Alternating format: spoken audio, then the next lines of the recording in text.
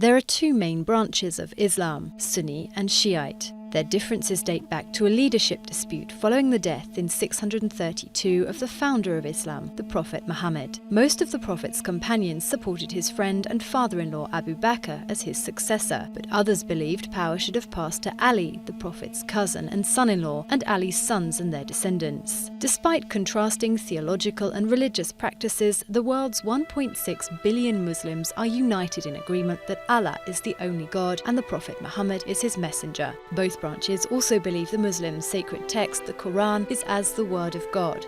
Sunnis are the majority across the Islamic world, representing 80% of Muslims. In the Middle East, among Sunni countries, Saudi Arabia is widely considered the most powerful, while Iran is the Shiite Muslim powerhouse. Staying in the Middle East, Shiites are also the majority in Iraq and Bahrain. In addition, there are significant Shiite communities in Pakistan, Lebanon, Yemen, Syria, Saudi Arabia, and the Gulf. Differences between the two, often fueled by politics, have led to violence in a number of countries recently, including Syria and Iraq.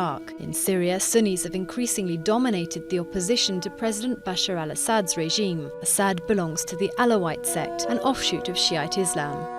During the conflict, Shiite Iran has backed the Damascus government. Sunni Saudi Arabia has helped fund the rebels. In Iraq, meanwhile, the 2003 US-led invasion that toppled Saddam Hussein's Sunni-dominated regime led to a dramatic shift in power as the long-oppressed Shiite majority took over. This triggered sectarian fighting, which has again engulfed the country. Iraq's Sunni minority feels disenfranchised by the Shiite-led government. Extremists have taken advantage of this discontent, spurred on by advances made by Sunni militants fighting in neighbouring Syria. One radical Sunni jihadist group in particular has gained power and influence. Known as the Islamic State organization, it has amassed considerable resources, money, weapons and oil through its brutal Iraq offensive.